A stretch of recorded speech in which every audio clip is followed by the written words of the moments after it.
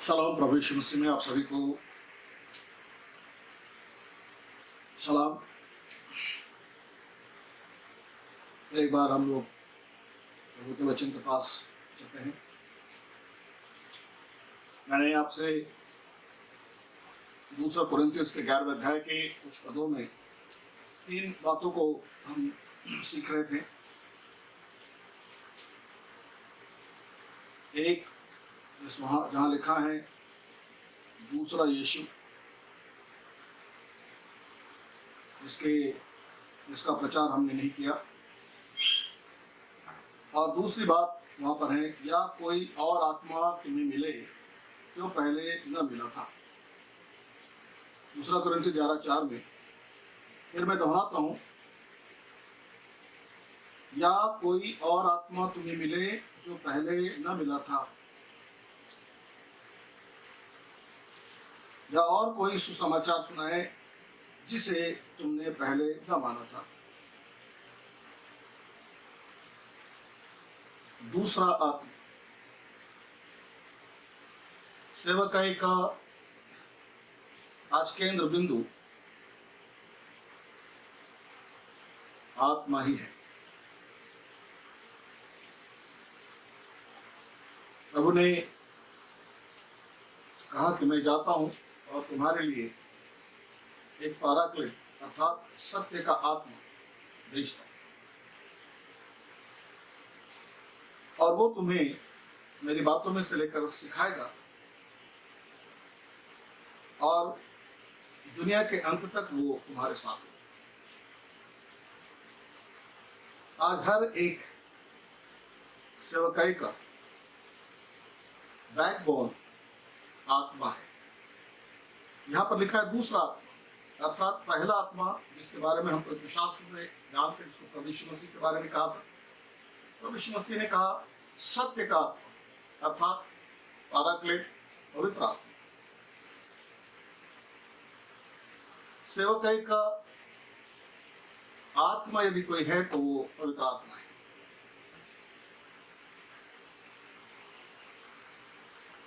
हर एक सेवकाई, जो भी पासबान सेवकाइयां करते हैं, जो भी सेवकाई करते हैं, उसके सेवकाई का अगर कोई सूत्र है तो आत्मा ही है।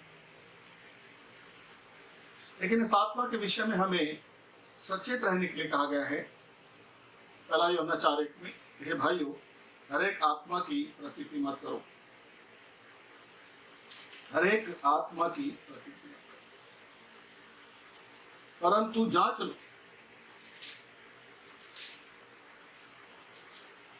कि वो आत्मा कहां से है।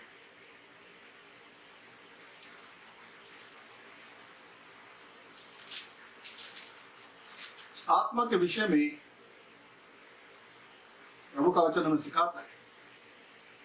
पहला यूहन्ना 4:1, हे प्रियो, हर एक आत्मा की प्रतीति न करो, वरन आत्माओं को परखो कि वे परमेश्वर की ओर से है कि नहीं, क्योंकि बहुत से झूठे भविष्यवक्ता जगत में निकल पड़े हैं। भविष्यवक्ताओं की पहचान उसके अंदर रहने वाली आत्मा है। अगर आत्मा के कोई भी भविष्यवाणी नहीं कर सकता, अगर आत्मा के कोई भविष्यवक्ता के रूप में भी नहीं आ सकता। भविष्यवक्ता की पहचान है उसके अंदर रहने वाला आत्मा। या तो वो सत्य का आत्मा होगा, या तो फिर वो झूठ का आत्मा होगा, जिसके बारे में पवित्र शास्त्र में लिखा हुआ है। प्रभु ने कहा कि झूठे भविष्यवक्ता उठ खड़े होंगे और उसके फलों से हम जानेंगे। अर्थात पवित्र शास्त्र हमें सिखाता है कि हमें उनके फलों से हम जाने, आत्मा को पहचाने। कोई भी भविष्यवक्ता हो, कोई भी सेवक हो, उसके सेवकाई का आधार आत्मा ही होगा। अगर आत्मिक सामर्थ्य नहीं है तो आप प्रभु की सेवा कर नहीं सकते। आत्मा नहीं है तो आप किसी प्रकार से लोगों के बीच में अपना प्रभाव नहीं छोड़ सकते। यही वो बात है, इस संसार में एक दूसरा आत्मा भी काम कर रहा है, जिसके बारे में लिखा हुआ है कि वो चिन्ह और चमत्कार करता है और बहुत से लोगों को हो सके तो भरमा भी देता है।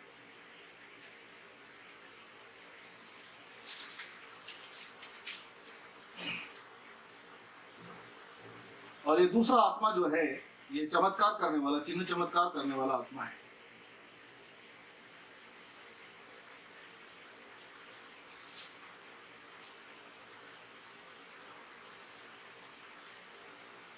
तो शास्त्र पढ़ के देखो, आपको आत्मा के विषय में बहुत ज्यादा जानकारी हो जाएगी। अब बात यह है कि दूसरा आत्मा क्या करता है और पवित्र आत्मा क्या करता है। यहां लिखा है कि जो दूसरा आत्मा है, यहां लिखा है कि वो तो सेवकों का भी रूप धारण करता है, वो स्वर्गदूत का रूप धारण करता है, और हो सके तो अच्छे अच्छे विश्वासियों को भी वो बहका देता है। अरे सावधान रहना चाहिए। सेवकाई की जो जड़ है वो आत्मा है, लेकिन उस आत्मा को पहचानना कैसे कि वो पवित्र आत्मा है या नहीं। अगर हम कहें कि यीशु मसीह का नाम लिया जाता है, वचन का प्रचार किया जाता है, बाइबल पढ़ी जाती है, यीशु के ही गीत गाए जाते हैं, तो शायद वो सच्चा आत्मा हो। हम इस आधार पर ये नहीं सोच सकते कि ये सच्चा आत्मा है। आत्मा के फलों से हमें जानना है। तो कैसे हम समझे कि वो जो दूसरा आत्मा है वो क्या करता है। दूसरा आत्मा भरमाने वाला आत्मा है, जो परमेश्वर के लोगों को सत्य से भटकाता है। वो सत्य में ट्विस्टिंग करता है और वो प्रभु की महिमा कभी नहीं करेगा। जो दूसरा जो आत्मा है, जो मनुष्य में आता है, ये तो भरमाने वाली आत्मा जिसके बारे में लिखा है, कोई शास्त्र बहुत कुछ बोलता है उसके बारे में। ये आत्मा भविष्यवाणी करेगा, क्योंकि उसका जो उद्देश्य है वो ये है, लोगों को भटकाना है, सत्य से दूर ले जाना। कौन से सत्य है इसमें हम जानेंगे। पवित्र आत्मा और एक दूसरा आत्मा जिसके बारे में यहाँ पर लिखा हुआ है, उसको हम फर्क समझेंगे। यदि पवित्र आत्मा तुम में है तो उसके चिन्ह क्या है वो हम पहले। पवित्र आत्मा से भरे हुए लोग आज हम सारी दुनिया में देखते हैं कि अन्य भाषा ये पवित्र आत्मा का एक चिन्ह माना गया है, पवित्र शास्त्र में लिखा है, सत्य है। परंतु अन्य भाषा बोलने से ही तुम्हारे अंदर परमेश्वर का पवित्र आत्मा है, ये नहीं कहा जा सकता। क्योंकि जो दुष्ट आत्माएं हैं वो भी भाषा की डुप्लीकेट करते हैं, और कई ऐसे लोग प्रभु के सेवकाई में सामने आए जो अन्य भाषा बोलते थे और हाथ रखो तो वो गिर जाते थे और उनके अन्य भाषा गायब हो जाती। दुष्टात्मा से भी वे हमेशा भ्रम में डालते हैं। ये भ्रम में डालने वाली आत्मा है। ये सत्य में चलने के लिए हमें कभी भी मदद नहीं करती। ये दूसरी आत्मा है। परमेश्वर की आत्मा आप में एटलीस्ट दो बातें, आपके अंदर में दो गुण उसमें दिखाई देते हैं पहचानने के लिए। नंबर एक, पवित्र आत्मा आपके अंदर में पवित्रता को निर्माण करती है। आपके जीवन में चाल चलन में पवित्रता आ जाती है। आपके बोल चाल में पवित्रता आती है, आपके रहन सहन में पवित्रता दिखाई देती है, आपके लोगों के साथ में जो व्यवहार है उसमें पवित्रता को तुम्हारे अंदर में ले आता है। क्योंकि लिखा है कि वो तुम्हें पवित्र करेगा। पवित्र आत्मा तुम्हें परमेश्वर के भय में चलाएगा। जिसमें पवित्र आत्मा है उसको परमेश्वर का भय अंदर से उसको भय लगता है कि वो कोई भी गलत बातें नहीं करेगा, गलत शिक्षा नहीं देगा, वो अपनी ही भलाई को नहीं चाहेगा, उसमें स्वार्थ नहीं होगा। उसके सेवकाई करने का उद्देश्य धन कमाना नहीं होगा। उसके सेवकाई का उद्देश्य या अपने आप को ऊंचा उठाने का भी नहीं होगा। जैसे देखा जाता है कि दो चीजें आज सेवकाई में बहुत ही स्पष्ट दिखाई देती हैं। आत्मा से भरे जो लोग होते हैं, एक तो वे अपने आप को बड़ा करते हैं क्योंकि वो पवित्र आत्मा में नहीं, पवित्रता के विषय में उनके जीवन का कोई बेस ही नहीं होता है। वो जो दुष्ट आत्मा से भरे लोग होते हैं वे अपने आप को ऊंचा उठाते हैं, वे हमेशा मैं कहते रहते हैं, बाकी सब लोग गलत है, मैं अकेला ही जिंदगी में दुनिया में अकेला ही सच हूं, ये उनका कहने का उद्देश्य होता है, टीचिंग का उद्देश्य होता है।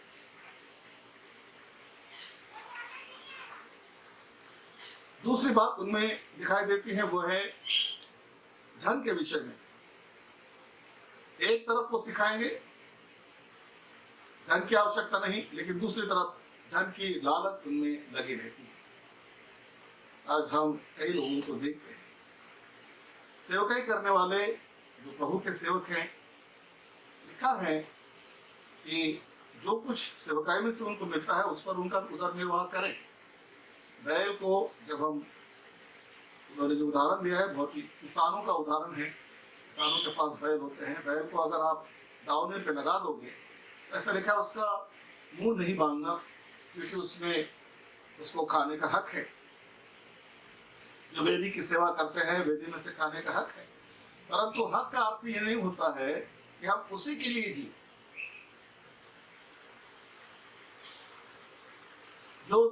जो दूसरा आत्मा है वो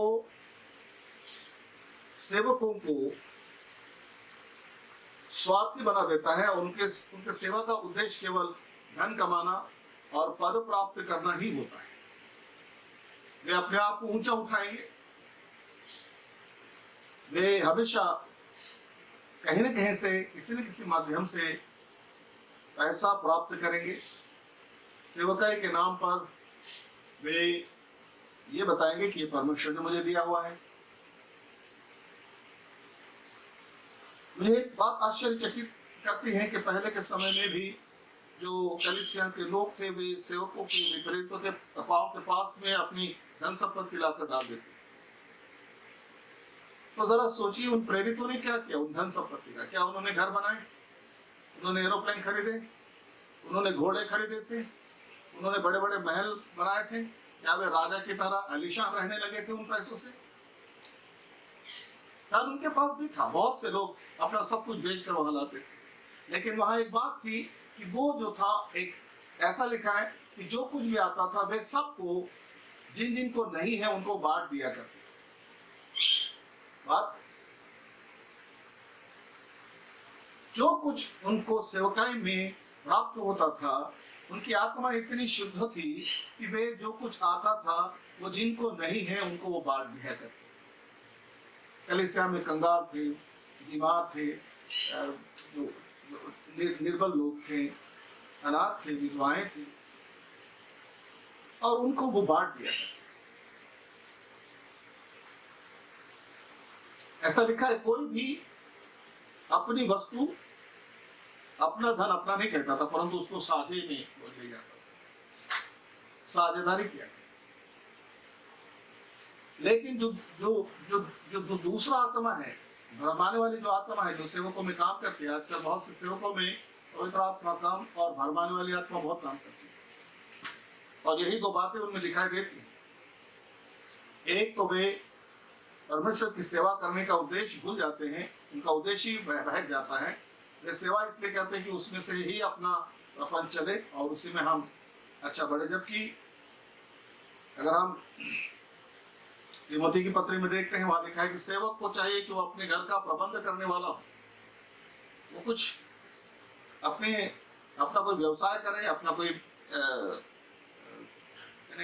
काम करे जिससे कि अपने परिवार को भी वो चलाने के योग्य बने। यहाँ पर हम देखते हैं कि जो आत्मा से भरे हुए लोग हैं अपने परिवार के साथ आते हैं और पूरे परिवार को वो कहते हैं फुल टाइम मिनिस्ट्री हमारी। आजकल ये फुल टाइम मिनिस्ट्री का निकला, फुल टाइम है इसलिए हम कोई काम नहीं करेंगे, इसी में से हमारा सब कुछ चलता है। और वे लोगों को कोई सुसमाचार तो सुनाते नहीं, लोगों को कभी तैयार करते नहीं। जबकि प्रभु ने मत्ती के आखिरी अध्याय में इस बात को प्रभु ने कहा था, उसको भी वो भूल गए हैं और वे केवल किस तरह से पैसा जमा हो सकता है, इकट्ठा हो सकता है,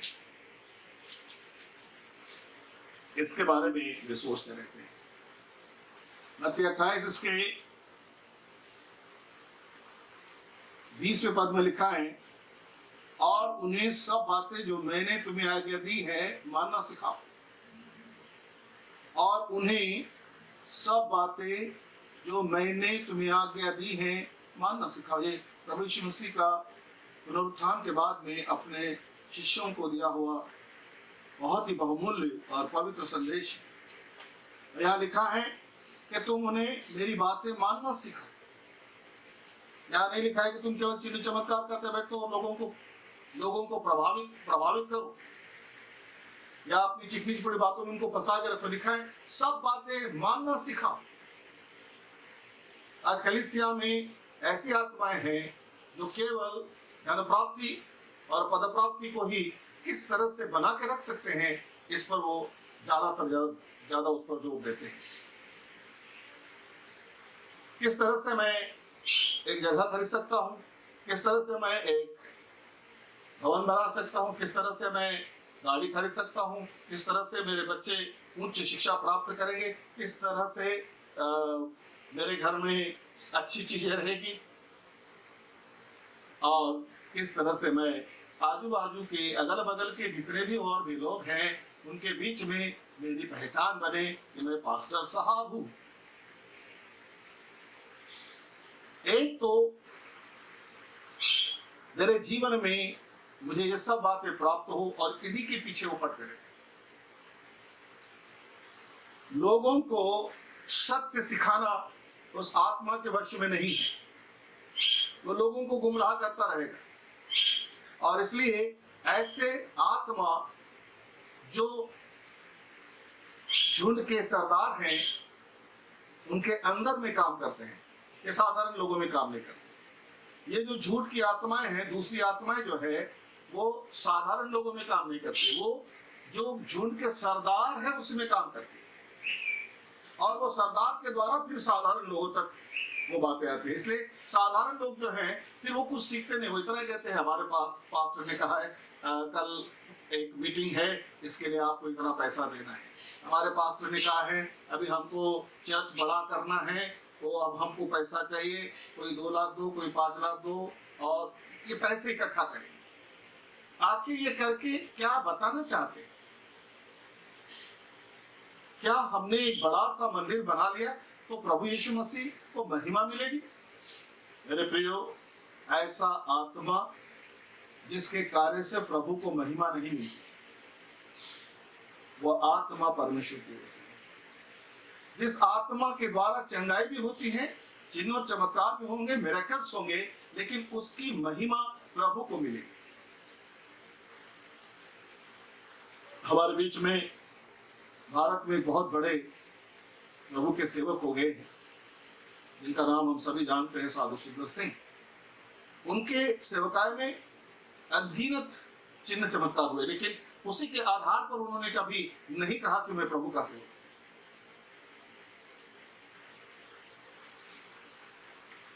परंतु आज हम देखते हैं कि जो कोई भी है सरदार जिस झुंड का, वो उसका एक ही काम है, किसी तरह से एक चर्च बांधने के लिए मेरे पास पैसा आ जाए, या मैं किसी अच्छे मकान में रहने लगूं, अच्छा किराया दूं। ये चीजें जो है ये उस आत्मा के लक्षण नहीं है। ये जो दूसरा आत्मा है वो केवल धन और पद, इन दोनों को ही ज्यादा वैल्यू देता है। वो मसीह की शिक्षा को आगे नहीं लाएगा, वो मसीह के सत्य को आगे नहीं लाएगा, वो सुसमाचार को आगे नहीं लाएगा, वो सुसमाचार का बदला हुआ जीवन आगे नहीं लाएगा। वो परमेश्वर की इच्छा, पिता की इच्छा, यहोवा की इच्छा क्या है ये लोगों तक नहीं समझाएगा। और इसलिए कई ऐसे झुंड है जिनको ये सब मालूम नहीं है, कि उनको मालूम है ये हमारा अगुआ है और उसने हमको ऐसे कहा है, इधर नहीं जाना, उधर नहीं जाना, इसके साथ नहीं मिलना, उसके साथ नहीं मिलना, ये से बात नहीं करना, मेरे पास आ जाओ, मैं अच्छा हूं बाकी सब खराब है, केवल मैं ही अच्छा हूं बाकी सब बेकार है। इसलिए मेरे साथ ही बने रहो। मेरे साथ रहोगे तो स्वर्ग जाओगे, दूसरे के साथ रहोगे तो नरक जाओगे। चर्च छोड़ दोगे तो तुम पे श्राप आएगा। सच्चाई कुछ नहीं है, लेकिन डरा धमका कर लोगों को रखते। तुमने दशमांश नहीं दिया तो तुम भिखारी हो जाओगे, बराबर दान दशमांश नहीं दिया तो तुम्हारा नुकसान हो जाएगा। पास्टर को तुमने सम्मान नहीं दिया, तुम पे श्राप आएंगे। बात सच है कि दुगने आदर के योग्य है, परंतु वो आदर पाने के योग्य तुम्हारा जीवन तो करो। दूसरों को आदर मांगने की जरूरत नहीं है, खुद लोग तुम्हारा आदर करेंगे यदि तुम में मसीह जीवित हो गया है। जब लोग आप में मसीह देखेंगे, मसीह का आत्मा तुम में कार्य कर रहा है, तो वो निश्चित तुम आदर के पात्र ठहरोगे। लेकिन बहुत से बार ये आत्मा इनके सरदारों के द्वारा ऐसे बातें करेगी। मैंने चमत्कार किया है, अब तुम मेरे हो, मैं जैसा बोलूंगा वैसा चलने का। उसको प्रभु के बारे में कुछ नहीं सिखाने का, न पिता के बारे में सिखाने का, न पवित्र आत्मा के बारे में सिखाने का, न उसको सेवकाई करने के लिए ऊंचा उठाने का, न उसको सेवकाई में इन्वॉल्व करने का। यही तो वो दूसरी आत्मा है जो पूर्ण सत्य में, प्रभु के सत्य में जाने में देगी, वो सत्य को अधर्म से दबा करके। मेरे प्रियो, बहुत से बार हम इनके लक्षणों को पहचाने। सत्य का आत्मा तुम्हें क्या करेगा? सत्य का आत्मा तुम्हें पवित्रता में चलाएगा। सत्य का आत्मा तुम्हें प्रेम की शिक्षा प्रदान करेगा। सत्य के आत्मा में, उसके फल में ही पहला फल प्रेम ही है। सत्य का आत्मा जो तुमने काम करेगा वो तुम्हें प्रेम करना सिखाएगा, वो परमेश्वर से प्रेम करना सिखाएगा, वो कलीसिया से प्रेम करना सिखाएगा। कलीसिया उसके जीवन का प्रथम आधार होगी, उस सरदार की, और दूसरे स्थान पर उसके रहेगा उसका परिवार। Priority to ecclesia, priority to ministry, ये उस व्यक्ति का धोरण रहेगा, सिद्धांत रहेगा। और जो झूठी आत्मा है उसका रहेगा priority to family and then to God. इसी से हम पहचान जाए, जो सरदार अपनी सेवकाई को प्रथम स्थान नहीं देता बल्कि अपने परिवार को प्रथम स्थान देता है, वो कभी भी परमेश्वर का। पवित्र आत्मा तुम्हें, मैं चलता हूं पवित्र आत्मा के फलों की। पवित्र आत्मा अगर तुम में है, तुम्हारे सरदार में पवित्र आत्मा है, तो नंबर 1, उसके जीवन में पवित्रता आ जाती है, उसके रहन सहन में पवित्रता आती है, उसके बातचीत में पवित्रता आती है, उसके व्यवहार में पवित्रता आती है, उसके इबादत में एक बहुत ही पवित्रता दिखाई देती है। उस व्यक्ति को तुम जब भी देखोगे वो हमेशा अपने प्रभु में लीन रहेगा। दूसरी बात उसमें दिखाई देगी वो है प्रेम। वो परमेश्वर से प्रेम रखेगा, संपूर्ण मन से, संपूर्ण प्राण से, संपूर्ण बुद्धि से, और परमेश्वर के लोगों से भी वो वैसे ही प्रेम करेगा। प्रेम ही उसका धोरण रहेगा। वो कभी किसी को धोखा नहीं देगा, वो कभी किसी को दगाबाजी नहीं करेगा, वो प्रेम में लेकर चलेगा। प्रेम ही उसका जीवन का बेहतर जरिया होगा। वो कभी भी, नंबर 3, धन के विषय में वो कभी भी अपने नियम नहीं परंतु प्रभु के नियमों को इस्तेमाल करेगा। वो सेवकाई धन प्राप्त करने के लिए नहीं करेगा। यदि उसकी कोई जरूरत रहे तो वो काम करेगा, अपने लिए कुछ कमाएगा और फिर सेवकाई भी करेगा। जैसे पौलुस लिखता है कि मैं तुम पर बोझ नहीं बनाता हूं, मैंने अपने हाथों से काम किया है और अपने भाइयों की जो जिम्मेदारियां हैं, उनकी जरूरतें मैंने पूरी की। ये वो पौल है जिसमें पवित्र आत्मा, वो लुचपन के काम नहीं करेगा। जो दुष्ट आत्मा है वो लुचपन के काम करेगा, लुच्चेगिरी करेगा। लुच्चेगिरी में 2 बातें होगी, एक तो पैसे के लिए लुच्चेगिरी करेगा, दूसरा है अपने नाम और प्रतिष्ठा के लिए हमेशा लुच्चेगिरी करते रहेगा। सावधान हो जाइए दूसरे आत्मा के विषय में, और अधिक पवित्र शास्त्र में से पढ़िए ताकि धोखा न खाओ। प्रभु यीशु मसीह का आना अत्यंत निकट है। इसलिए यदि ऐसे आत्मा से तुम भरे हो तो पश्चाताप करो, प्रभु के पास जाओ, कहो प्रभु मुझे तेरे सत्य के आत्मा से परिपूर्ण कर। वो निश्चित तुम्हें छुड़ाएगा और उन तमाम भोले भाले लोगों को भी जो आज सुन रहे हैं, सत्य की आत्मा और झूठ की आत्मा का फर्क आप पवित्र शास्त्र में से जान लीजिएगा। अगर आपको इसके विषय में और कुछ जानकारी चाहिए तो निश्चित आप हमारे YouTube चैनल पर आइए, अपने कमेंट डालिए, आपका नंबर दीजिए, हम आपसे बात करेंगे। Thank you very much. God bless you. प्रभु आपको आशीष दे।